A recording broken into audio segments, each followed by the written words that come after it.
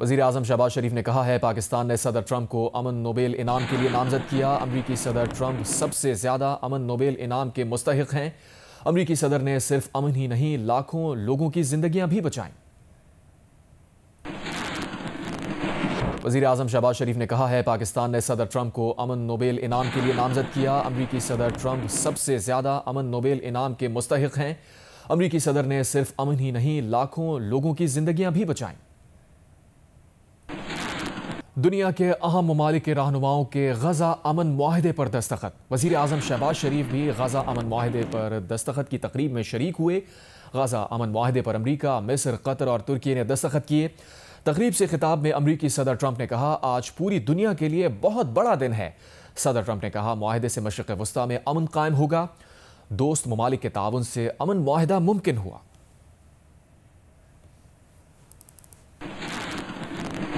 वज़ीर आज़म शहबाज शरीफ ने कहा है पाकिस्तान ने सदर ट्रंप को अमन नोबेल इनाम के लिए नामजद किया। अमरीकी सदर ट्रंप सबसे ज़्यादा अमन नोबेल इनाम के मुस्तहिक हैं। अमरीकी सदर ने सिर्फ अमन ही नहीं लाखों लोगों की जिंदगियां भी बचाईं। अमरीकी सदर डोनाल्ड ट्रंप ने फील्ड मार्शल आसिम मुनीर को अपना पसंदीदा फील्ड मार्शल करार दे दिया। शर्म शेख में मीडिया से बातचीत करते हुए कहा, वज़ीर आज़म पाकिस्तान शहबाज शरीफ यहाँ मौजूद हैं, फील्ड मार्शल आसिम मुनीर आज यहाँ नहीं।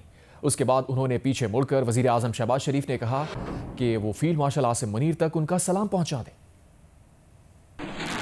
गाज़ा में अमन के लिए मिस्र के शहर शर्म शेख में मुआहदे पर दस्तखत के मौके पर सदर ट्रंप ने कहा, ख्वाहिश है भारत और पाकिस्तान बेहतरीन हमसाए बनकर रहें।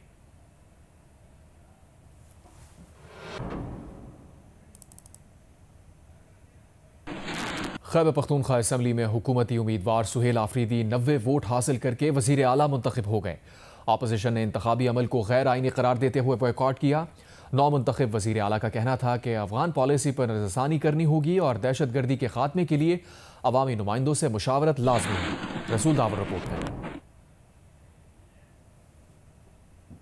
खैबर पख्तूनख्वा असम्बली में नए कायदेवान के इंतखाब के लिए वोटिंग का अमल शुरू होने से कबल ही अपोजिशन ने इंतखाब को गैर आईनी करार देते हुए बाइकाट कर दिया। तो मेरे ख्याल में कोई जल्दी भी नहीं होनी चाहिए। क्यों आप लोग खुद इसको डिस्प्यूट बना रहे हो? इतना नंबर है आपके पास, तो आज नहीं 4 दिन बाद ये इसी में इलेक्ट हो और आईनी तौर होगा। तो मेरा ये ख्याल है ये गैर आईनी इक़दाम है। अपोजिशन के बाइकाट के बाद स्पीकर ने रूलिंग देते हुए वज़ीर आला अलियामीन गंडापुर के इस्तीफे को दुरुस्त करार दिया और वज़ीर आला के इंतखाब के लिए वोटिंग का अमल शुरू किया। जनाब मोहम्मद सुहेल आफरीदी साहब वज़ीर आला के ओहदे के इंतखाब में कामयाब करार पाए और उन्होंने ईवान की मतलूबा अक्सरियत से ज़्यादा वोट हासिल कर लिए। आपको मुबारक हो जी। वज़ारत आला के लिए नामजद उम्मीदवार को वोटिंग के लिए तहरीक इंसाफ के अरकान लाबी नंबर 1 में गए। सुहेल अफरीदी को ऐवान में मौजूद 90 मेंबरान ने सुहेल अफरीदी को कायद ऐवान मुंतखब किया। नौ मुंतखब वज़ीर आला ने खिताब करते हुए कहा कि इनके खानदान में कोई सियासतदान नहीं, जिस दिन बानी पीटीआई ने कहा वो ओहदा छोड़ देंगे। अपने इन बाजुओं पर यहाँ तक पहुँचाऊँ, बाजुओं पर अपनी यहाँ तक पहुँचाऊँ, मेहनत करके पहुँचाऊँ, पर्ची से वज़ीर आला नहीं बना। अफगान पॉलिसी पर नजरसानी करनी होगी और दहशतगर्दी के खात्मे के लिए अवामी नुमाइंदों से मुशावरत लाजमी है। वज़ीर आला सुहेल अफरीदी से हलफ लेने के लिए स्पीकर ने समरी गवर्नर को भेज दी, जबकि स्पीकर ने वज़ीर आला से फौरी हलफ लेने के लिए अदालत से भी रुजू कर लिया। नादिया सबूही, कैमरामैन तारिक अली और रिजवान शेख के साथ रसूल दावड़, जियो न्यूज़, पेशावर। वज़ीर आज़म के मुशीर बराए सियासी उमूर राना सना ने कहा है कि अलियामीन गंडापुर का इस्तीफ़ा मंजूर होने तक स्पीकर को केपी सूबाई असम्बली का इजलास नहीं बुलाना चाहिए था। क्या सूरत हाल बनती है जब गवर्नर जो है वो एक चीफ मिनिस्टर का इस्तीफ़ा कबूल नहीं करता और स्पीकर जो है वो एक नए चीफ मिनिस्टर का इलेक्शन करवा देता है। हमारा मौक़िफ़ बिल्कुल ये है और हम समझते हैं कि ये बिल्कुल दुरुस्त मौक़िफ़ है कि जब तक वो इस्तीफ़ा मंजूर नहीं हुआ था उस वक्त तक स्पीकर को सूबाई असम्बली का अजलास ही नहीं बुलाना चाहिए था। अफगान तालिबान और भारतीय हिमायत याफ्ता दहशतगर्दों के हमले के बाद पैदा होने वाली सरहदी कशीदगी के बायस चमन, किला सैफुल्ला और चागी से पाक अफगान सरहद 2 रोज़ से बंद है। सरहद की बंदिश से अफगान मुहाजिरीन की वतन वापसी मुअत्तल हो गई है। महकमा दाखिला के मुताबिक चमन और किला सैफुल्ला में बादीनी बाड़ बॉर्डर और चागी में भरामचा के मकाम पर पाक अफगान सरहद बंद है। चमन और किला सैफुल्ला में 5000 से ज्यादा अफगान मुहाजिरीन सरहद पर रुके हुए हैं।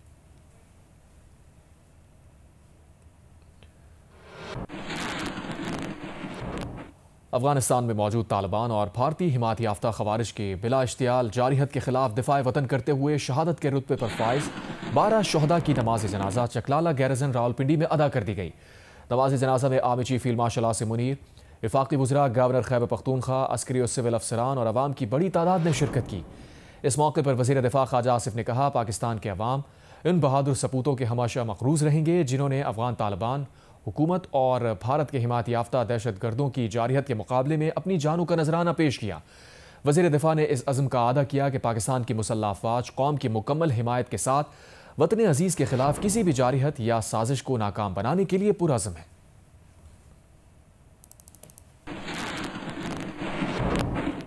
आज पंजाब पुलिस ने मुरीद के में मजहबी जमात का धरना ख़त्म करा दिया। तर्जुमान पंजाब पुलिस के मुताबिक गिरोह को मुंतशिर करने की कार्रवाई शुरू होते ही मजहबी जमात के कारकुनों ने पुलिस पर पथराव किया, पेट्रोल बम फेंके और अंधाधुंध फायरिंग की। गोलियां लगने से एक SHO शहीद हो गए जबकि 48 पुलिस एहलकार जख्मी हुए। तर्जुमान पुलिस के मुताबिक अपने दिफा में महदूद कार्रवाई करना पड़ी। मजहबी जमात के 3 कारकुन और 1 राहगीर जाँ बहक, 8 जख्मी हो गए।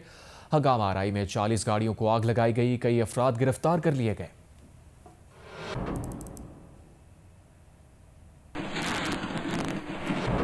वज़ीर आज़म के मुशीर राना सना का कहना है कि मजहबी तंजीम से मुज़ाकरात वाली बात दुरुस्त नहीं है, अलबत्ता दोनों अतराफ से राबते ज़रूर हुए हैं। प्रोग्राम कैपिटल टॉक में गुफ्तगू करते हुए राना सना ने मजीद कहा, मजहबी तंजीम से कहा गया था कि लॉन्ग मार्च एहतजाज को ख़त्म करें, मगर फिर उसमें तशद्दुद शामिल हो गया। क्या वाकई कोई मुज़ाकरात हो रहे थे, और अगर हो रहे थे तो वो मुज़ाकरात कामयाब क्यों नहीं हुए? मुज़ाकरात वाली बात तो दुरुस्त नहीं है, कोई मुज़ाकरात नहीं हुए, अलबत्ता राब्ते ज़रूर हुए हैं। कुछ लोगों ने ख़ुद उनसे रब्ता किया और कई लोगों के साथ उन्होंने भी रब्ता किया। मेरे साथ भी डॉक्टर शफीक अमीनी साहब उनके हैं जो कि KPK के उनके सरबराह है और बहुत अच्छे इंसान हैं। उनसे ये ज़रूर कहा गया है इस राब्ते में कि आप इस एहतजाज या लॉन्ग मार्च को कॉल ऑफ कर दें। इसमें जो है बावजूद जो है वो कामयाबी नहीं हुई और इसमें तशद्दुद जो है वो दाखिल हो गया। तो ये राब्ता ज़रूर हुआ उनसे और उनको ये रिक्वेस्ट ज़रूर की गई कि वो इसको कॉल ऑफ कर दें, लेकिन मुज़ाकरात जो है वो उसकी एक वजह ये भी है कि कोई मुतालबात ही नहीं थे। वो सिर्फ़ ये लॉन्ग मार्च करते हुए इस्लामाबाद आना चाहते थे और इस्लामाबाद में एक गैर मुल्की एक फ़ॉरेन एम्बेसी जो है वहाँ पे वो अपनी याददाश्त पेश करना चाहते थे, जो कि गवर्नमेंट के लिए एक्सेप्टेबल नहीं थी कि उनको इस्लामाबाद तक मार्च करने दिया जाए या इस्लामाबाद में वो दाखिल हों। गजा में जंगबंदी के अमन मुआहदे के तहत इसराइल पर यरगमालियों और फ़लस्तीनी कैदियों की रिहाई अमल में आ गई। इसराइली फ़ौज के मुताबिक हमास ने तमाम 20 इसराइली यरगमाली रिहा कर दिए। 28 यरगमालियों की लाशें आज ही इसराइल के सुपुर्द की जाएंगी। इसराइल की ऊफर जेल से रिहा 1966 फ़लस्तीनी कैदियों की बसें गजा पहुँच गईं।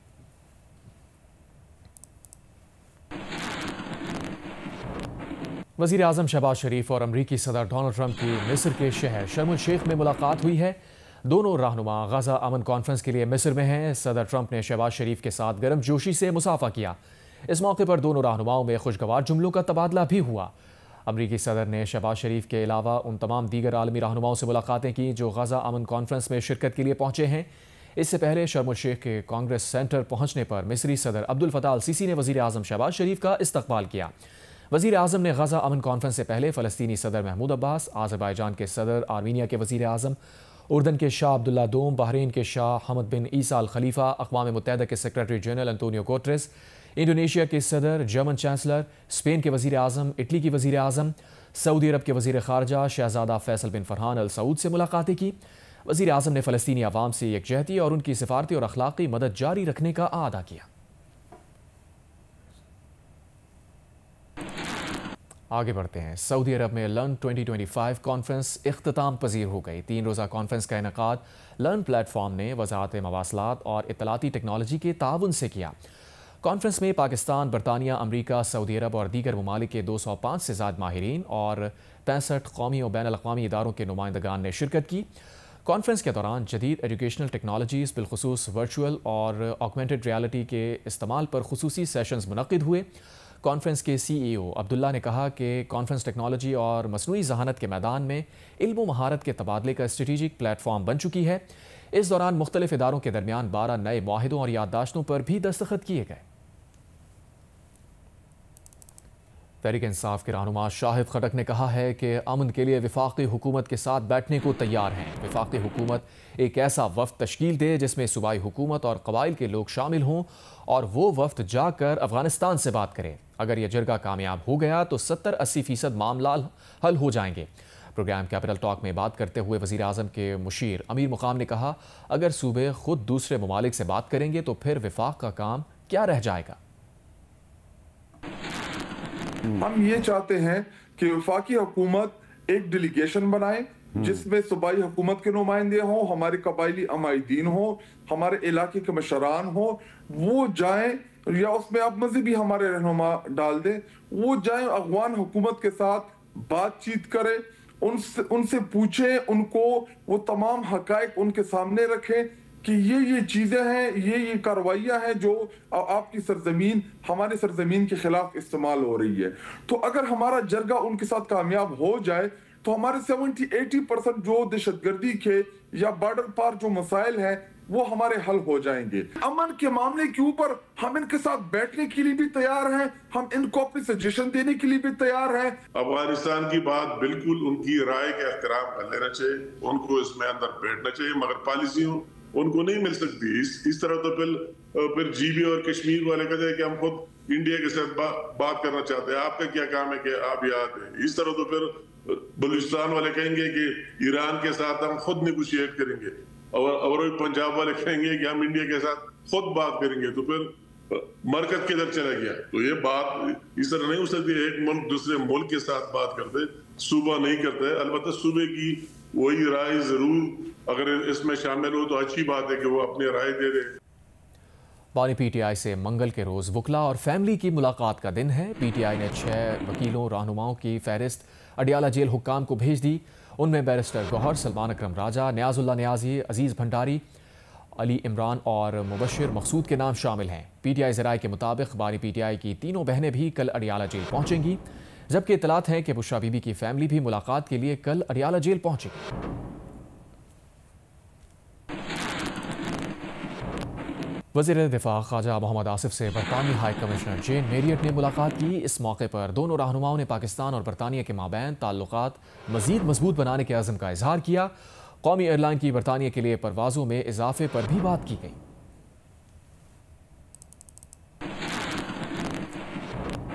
वज़ीर दाखिला सिंध ज़ियाल अंजार की वालिदा के इंतकाल पर मुख्तलिफ ममालिक के 14 कौंसल जनरल्स ने वज़ीर दाखिला सिंध से उनके दफ्तर में मुलाकात की और गहरे रंजो गम का इजहार किया।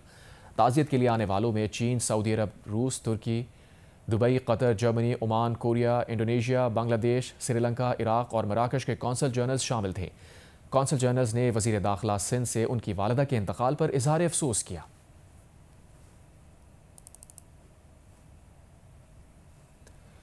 अब से कुछ देर पहले मिस्र के दारुल हुकूमत कायरा में धमाका हुआ है। अरब मीडिया के मुताबिक मिस्री हुक्काम का कहना है कि धमाके की नौयत सनती है। यह धमाका बदर और अल शरूक रिहायशी मंसूबों के दरमियान सनती प्रोजेक्ट में हुआ है। धमाके के नतीजे में करीबी इमारतों के शीशे भी टूट गए।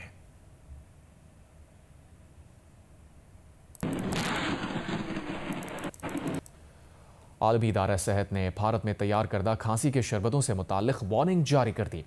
खबर एजेंसी के मुताबिक आलमी इदारा सेहत ने पीर के रोज़ एक तिब्बी वार्निंग जारी की, जिसमें भारत में तैयार करदा 3 आलूदा खांसी के शरबतों के बारे में खबरदार किया गया है। इदारे ने तमाम ममालिक पर जोर दिया है कि अगर इनमें से कोई दवा उनके मुल्क में पाई जाए तो वो फौरी तौर पर आलमी इदारा सेहत को इत्तला दें। WHO ने जिन अद्वियात के इस्तेमाल से खबरदार किया है उनमें फार्मास्यूटिकल, रेंडेक्स और दीगर अद्वियात शामिल हैं।